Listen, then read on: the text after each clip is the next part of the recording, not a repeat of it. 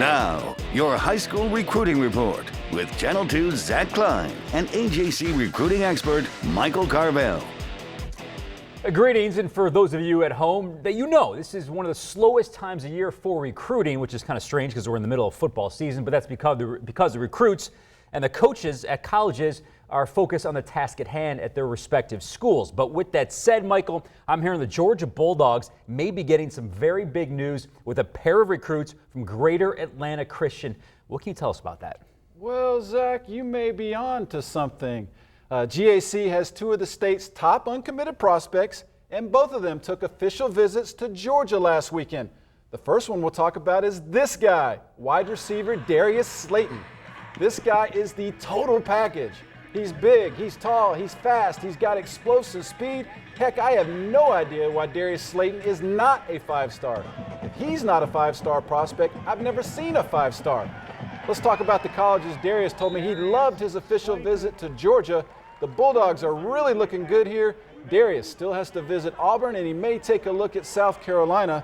But in my opinion, Georgia is the school to beat, and Zach, Darius could decide within the next month. Now, Slayton's teammate at GAC is defensive back Micah Abernathy. And a side note here, his grandfather was the famous civil rights leader Ralph Abernathy. Pretty cool moment right there. What's going on with Micah after his visit to Georgia?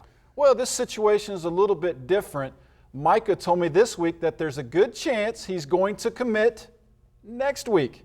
Three schools at the top here, Georgia, Oregon, and Tennessee. Micah has visited the first two, and he's scheduled to go to Tennessee this weekend. And just like with Darius, Micah really enjoyed his trip to Georgia. The Bulldogs made it very clear he is their number one target at defensive back. But, here's something very interesting about Tennessee.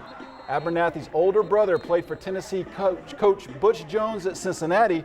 So his family feels very comfortable with Butch Jones, and Zach, I think that's a pretty big factor here. Huge. But what's your prediction here, Micah? Will Micah Abernathy commit to Tennessee, where he is familiar with the coaching staff, at least the family is, or to the Bulldog Nation? Wow, put me on the spot here. Why don't you? You know, I'm going to have to punt on this one. Shocking. Yeah, it's too close to call, sort of like a presidential election, and I think it's 50-50 between Georgia and Tennessee. You can ask me that question next week, but of course by then, Micah Abernathy could be committed. We'll see. We'll wait till next week for your prediction. Way to go out on a limb. All right, one final topic, Michael. According to the rankings, Georgia is just crushing right now. Number 2 overall in the national rankings so far, and we're going to discuss this in detail in the coming weeks. But why has Georgia been on such a roll since the beginning of the summer? Yeah, you know, Georgia always seems to finish with a top 10 class, but there's something different this year. It's a different intensity level with the way the Bulldogs are recruiting. And a lot of that has to do with Jeremy Pruitt, Georgia's new defensive coordinator. Pruitt learned under the best, and that would be Nick Saban, the best recruiter in the business.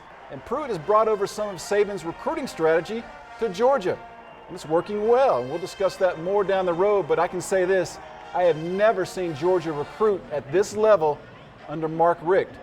Zach, let's not forget about Georgia Tech. Paul Johnson is off to his best start in recruiting since he's been the coach, so a lot of good things happening with both of the in-state schools. Now, of course, we will discuss that and more over the coming weeks. Michael, as always, we appreciate your time.